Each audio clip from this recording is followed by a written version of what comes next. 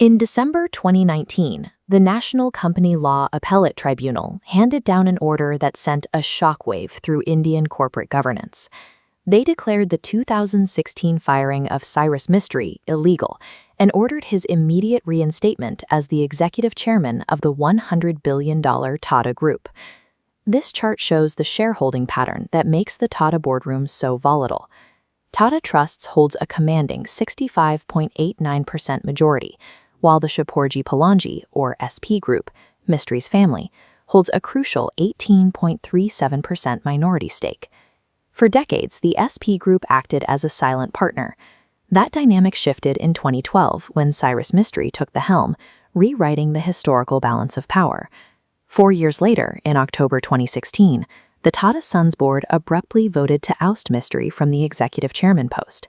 This sudden firing fractured a century-old partnership and ignited a brutal legal war between the two corporate giants. The NCLAT's ruling went further than simple reinstatement.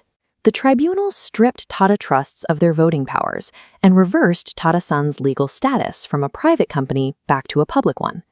Tata Sons immediately appealed.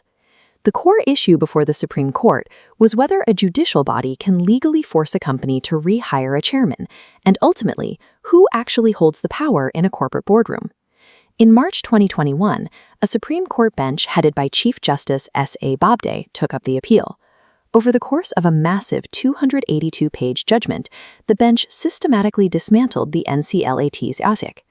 The first major battleground was the firing itself.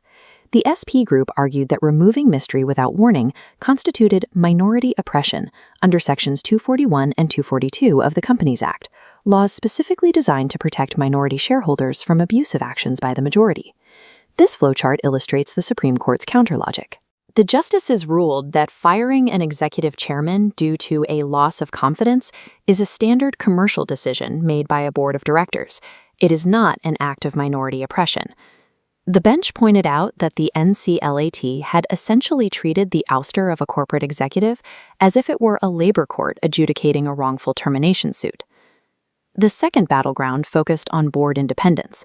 The NCLAT had previously ruled that the directors nominated by Tata Trusts held unfair affirmative voting rights, essentially a veto power that undermined the rest of the board.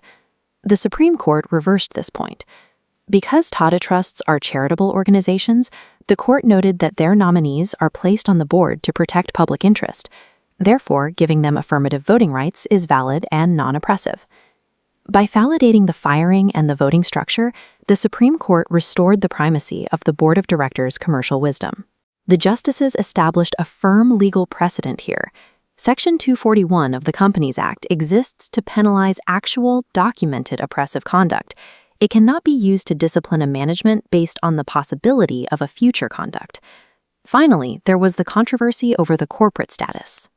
In an attempt to shield minority rights, the NCLAT had previously stripped Tata Sons of its private company status and declared it a public company.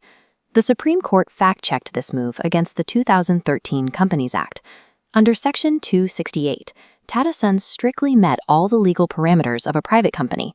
The Registrar of Companies updating their status was a procedural right, not a conspiracy. By adhering strictly to the written text and historical precedent, the Supreme Court tore down every single pillar that supported the NCLAT's ruling. The final resolution left no room for ambiguity. The Supreme Court overturned the NCLAT order, ruling definitively in favor of the Tata Group and legally validating the 2016 ouster of Cyrus Mistry.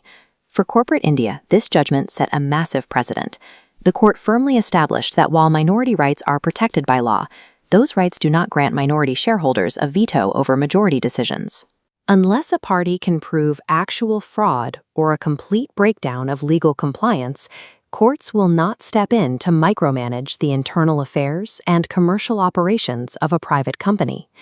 In a corporate structure, power is a democracy of capital. When the majority shareholders lose confidence in an executive, that executive no longer has a mandate to lead the company. The justice system exists to prevent illegal corporate oppression. It does not exist to mandate forced corporate marriages or to reverse lawful boardroom divorces.